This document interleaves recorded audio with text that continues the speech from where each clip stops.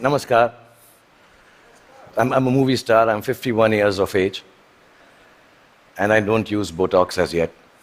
So I'm clean, but I do behave like you saw, like a 21-year-old in my movies.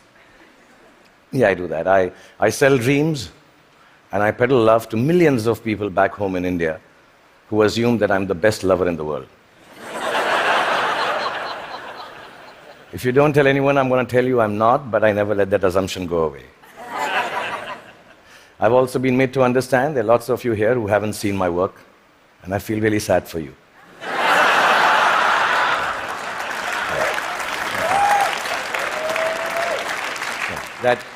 That doesn't take away from the fact that I'm completely self-obsessed, as a movie star should be. And that's when my friends Chris and Juliet called me here to speak about the future you. Naturally, it follows I'm going to speak about the present me.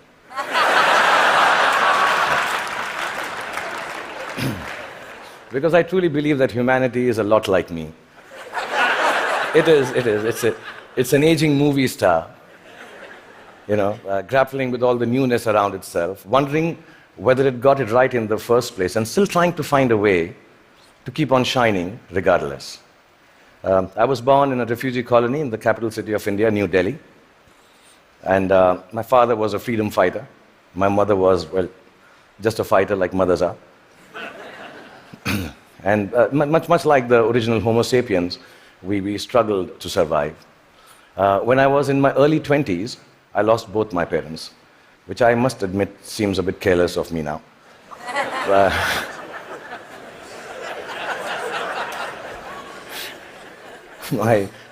I do remember the night my father died, and I remember the driver of a neighbor who was driving us to the hospital. He mumbled something about dead people don't tip so well and walk away into the dark. And I was only 14 then, and I put my father's dead body in the back seat of the car. And my mother besides me, I started driving back from the hospital to the house. And in the middle of a quiet crying, my mother looked at me and she said, "Son, when did you learn to drive?"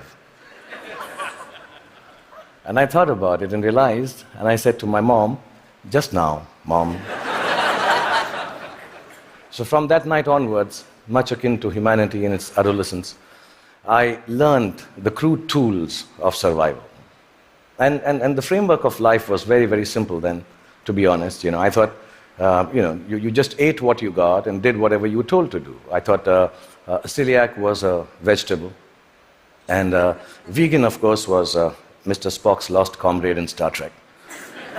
You married the first girl that you dated, and you were a techie if you could fix the carburetor in your car. I really thought that gay was a sophisticated English word for happy. And lesbian, of course, was the capital of Portugal, as you all know. That was it. So we relied on systems created through the toil and sacrifice of generations before to protect us. And we felt that governments actually worked for our betterment. Science was simple and logical. Apple was still then just a fruit, owned by Eve first and then Newton, not by Steve Jobs. Till then, it was... And Eureka is what you screamed when you wanted to run naked on the streets. You went wherever life took you for work, and people were mostly welcoming of you.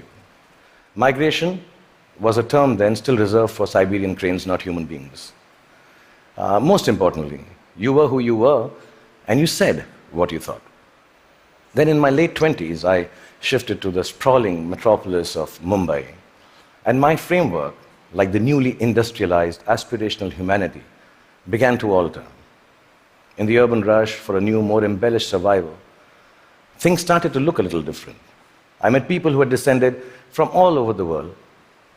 Faces, races, genders, moneylenders. Definitions became more and more fluid. Work began to define you at that time in an overwhelmingly equalizing manner. And all the systems started to feel less reliable to me, almost too thick to hold on to the diversity of mankind and the human need to progress and grow. Ideas were flowing with more freedom and speed, and I experienced the miracle of human innovation and cooperation. And my own creativity, when supported by the resourcefulness of this collective endeavor, catapulted me into superstardom. I started to feel that I had arrived. And generally, by the time I was 40, I was really, really flying. I was all over the place. I'd done 50 films by then, and 200 songs. And I'd been knighted by the Malaysians. I'd been given the highest civil honor by the French government, the title of which, for the life of me, I can't pronounce even till now. So I'm sorry, France, and thank you, France, for doing that. But much bigger than that, I got to meet Angelina Jolie, yeah. For 2.5 seconds. And I'm sure she also remembers that encounter somewhere. Okay, maybe not. And I sat next to Hannah Montana on a round dinner table with her back towards me most of the time. Like I said, I was flying from Miley to Jolie. And humanity was soaring with me. We were both pretty much flying off the handle, actually. And then you all know what happened. The internet happened. I was in my late 40s, and I started tweeting like a canary in a birdcage. And assuming that, people who will peer into my world will admire it for the miracle I believed it to be. But something else awaited me and humanity. We had expected an expansion of ideas and dreams with the enhanced connectivity of the world.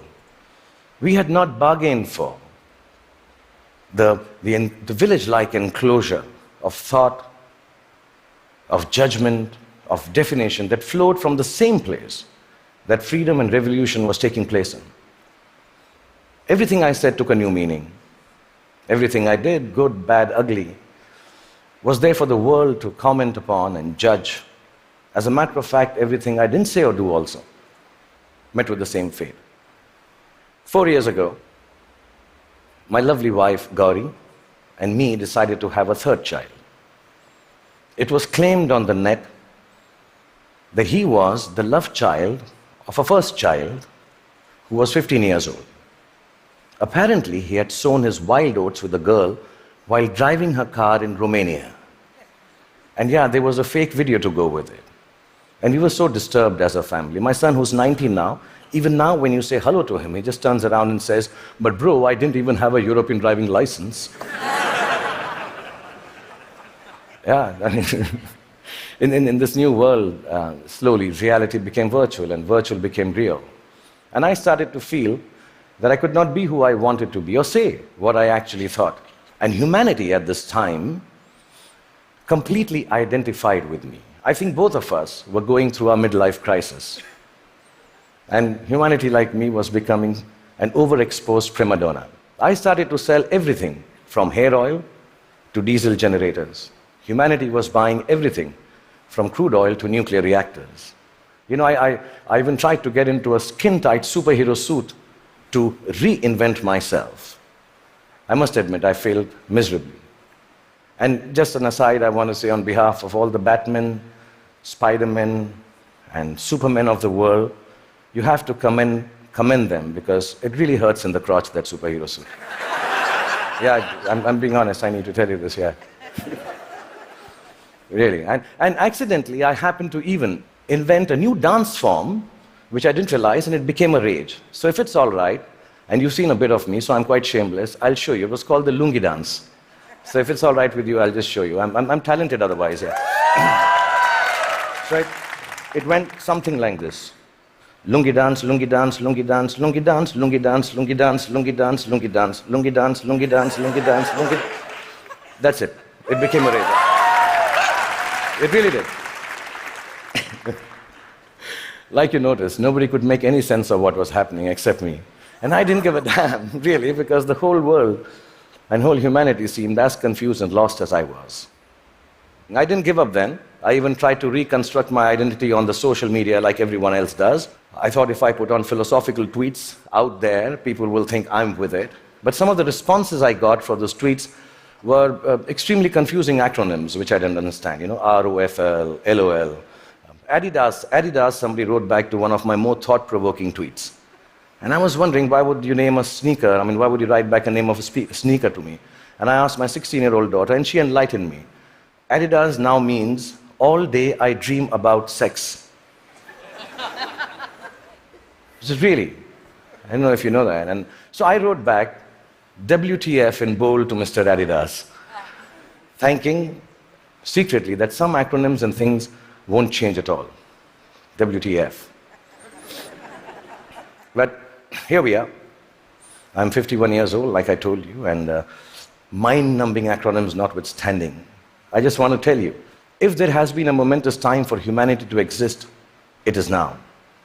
Because the present you is brave. The present you is hopeful. The present you is innovative and resourceful.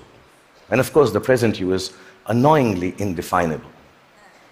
And in this spellbinding, imperfect moment of existence, feeling a little brave just before I came here, I decided to take a good, hard look at my face. And I realized that I'm beginning to look more and more like the wax statue of me at Madame Tussauds. Yeah, and in that moment of realization, I asked the most central and pertinent question to humanity and me. Do I need to fix my face? Really, I'm an actor, like I told you, a modern expression of human creativity. The land I come from is the source of inexplicable but very simple spirituality. In its immense generosity, India decided somehow that I, the Muslim son of a broke freedom fighter who accidentally ventured into the business of selling dreams, should become its king of romance, the Badshah of Bollywood, the greatest lover the country has ever seen. With this face. Which has alternately been described as ugly, unconventional, and strangely, not chocolatey enough.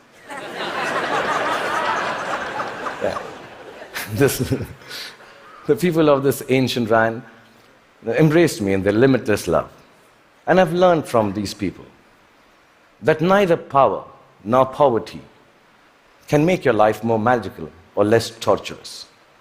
I've learned from the people of my country that the dignity of a life, a human being, a culture, a religion, a country, actually resides in its ability for grace and compassion. I've learned that whatever moves you, whatever urges you to create, to build, whatever keeps you from failing, whatever helps you survive, is perhaps the oldest and the simplest emotion known to mankind. And that is love. A mystic poet from my land famously wrote, Pothi padi padi jug bhaya, pandit bhaya na koi. Pothi padi padi jug bhaya, bhaya na pandit koi. Dhai aakhar prem ke, pade so pandit hoy. Which loosely translates into that whatever, if you know Hindi, please clap. It's very difficult to remember.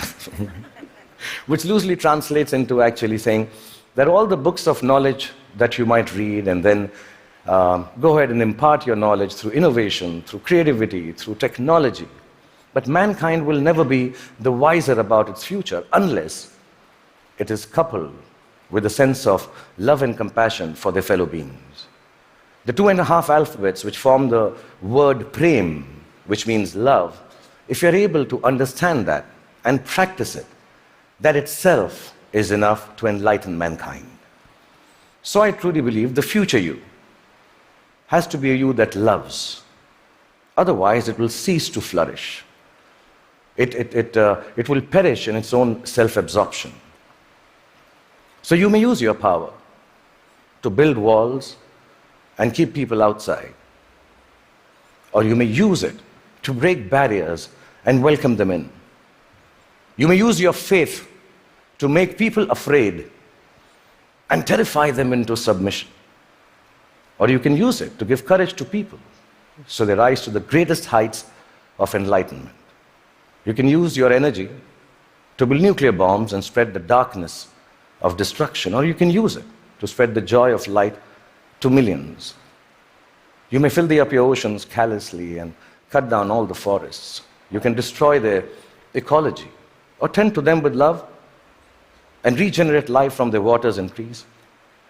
You may land on Mars and build armed citadels, or you may look for life forms and species to learn from and respect. And you can use all the monies that we all have earned to wage futile wars and give guns in the hands of little children to kill each other with. Or you can use it to make more food to fill their stomachs with. My country has taught me the capacity for a human being to love is akin to godliness. It shines forth in a world,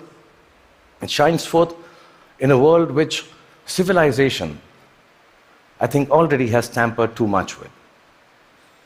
In the last few days, the talks here, the wonderful people coming and showing their talent, talking about individual achievements, the innovation, the technology, the sciences, the knowledge we are gaining by being here in the presence of TED Talks and all of you, are reasons enough for us to celebrate the future us. But within that celebration, the quest to cultivate our capacity for love and compassion has to assert itself just as equally. So I believe the future you is an infinite you. It's called a chakra in India, like a circle. It ends where it begins from to complete itself. A you that perceives time and space differently, understands both your unimaginable and fantastic importance and your complete unimportance in the larger context of the universe. A you that returns back to the original innocence of humanity, which loves from the purity of heart, which sees from the eyes of truth, which dreams with the untampered, which dreams from the clarity of an untampered mind.